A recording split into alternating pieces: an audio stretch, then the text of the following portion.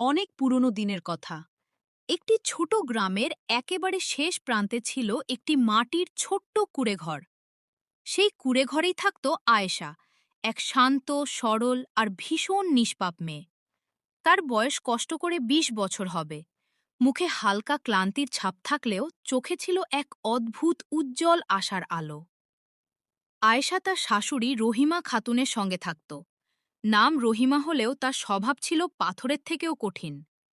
আয়েশার স্বামী করিম গ্রামের আশেপাশে দিনমজুরের কাজ করে কোনো মতে সংসার চালাত।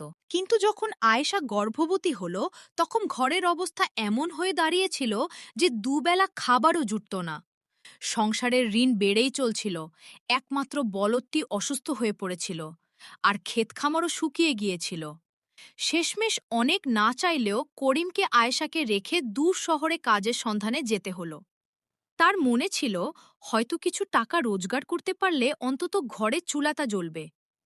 আয়েশা ভেতর থেকে ভেঙে পড়লেও মুখে হাসি ধরে রেখেছিল। সে শান্ত গলায় বলল, যাও করিম, আমি সব সামলে নেব। তুমি শুধু তাড়াতাড়ি ফিরে এসো। করিম তার কপালে আলতো করে চুমু দিয়ে চলে গেল। তার চলে যাওয়ার পর ঘর জুড়ে যে শূন্যতা নেমে এলো, তা দিন দিন আরও গভীর হতে লাগল। আয়েশা ভেবেছিল গর্ভবতী হওয়ার পর হয়তো একটু বিশ্রাম পাবে, কিন্তু তার ভাগ্যে বিশ্রাম ছিল না, ছিল শুধু কাজ আর কাজ। রহিমা খাতুন সারাদিন চিৎকার করে আদেশ দিত, উঠ, চাকিতে গম পিষে ফেলো, কুয়ো থেকে পানি আন, ক্ষেতের দেখাশোনা করো, জঙ্গলে গিয়ে কাঠ কুড়িয়ে আন। এদিকে আয়েশার শরীর দিন দিন আরও ভারী হয়ে উঠছিল। পা ফুলে যেত, রাতে ঘুম আসত না, পেটের ভেতর বাচ্চাটা বারবার নড়াচড়া করত। কখনো কোমর চেপে ধরে ব্যথায় মাটিতে বসে পড়ত আয়েশা। একদিন পানি তুলতে গিয়ে হঠাৎ পড়ে গেল সে। কাঁদতে কাঁদতে বলল, আম্মা, একটু বিশ্রাম করি, বাচ্চাটা খুব ভারী লাগছে। রহিমা খাতুন যেন কিছুই শুনল না।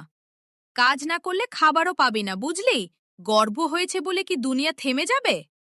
আয়েশা চুপচাপ উঠে আবার কাজে লেগে গেল। তার চোখে জল ছিল, কিন্তু ঠোঁট বন্ধ। এই গ্রামে বউদের কান্না কেউ দেখে না।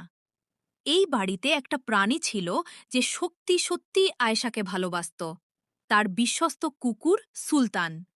সুলতান ছিল বাদামি রঙের, মোটাসোটা, রাজকীয় চেহারার এক কুকুর।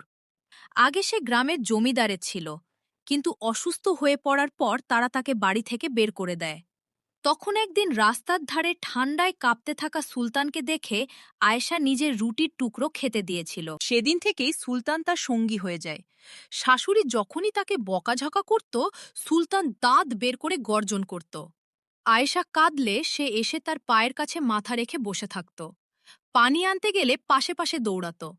আনতে গেলে পাশে পাশে দৌড়াত। আয়েশা পড়ে গেলে আগে তার জুতো তুলে আনত, তারপর পাশে দাঁড়িয়ে থাকত।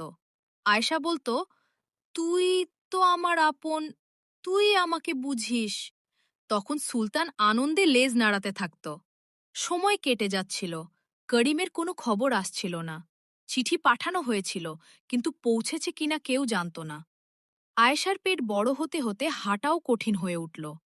তবু কাজের পরিমাণ একটুও কমল না। একদিন আকাশ হঠাৎ কালো হয়ে গেল। ভারী মেঘ জমল।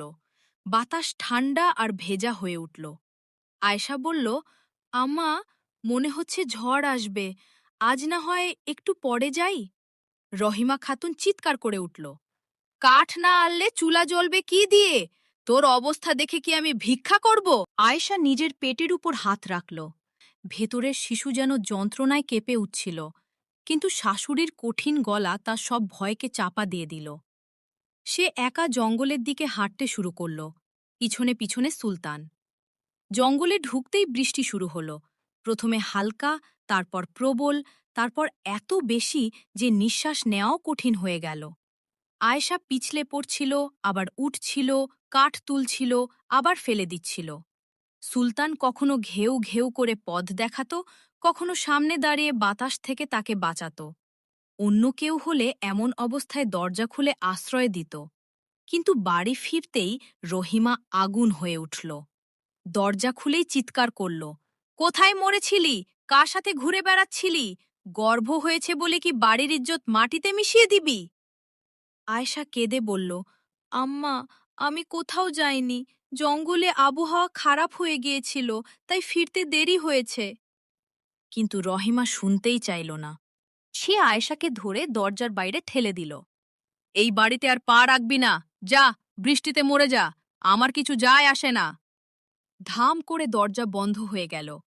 প্রচণ্ড বৃষ্টির মধ্যে দাঁড়িয়ে রইল আয়েশা। মাথা থেকে পা পর্যন্ত ভিজে গেছে, পেটের ভেতর যন্ত্রণার ঢেউ উঠছে। সুলতান এসে তার গায়ে গা লাগিয়ে দাঁড়ালো, যেন বলছে, ভয় পেও না, আমি আছি।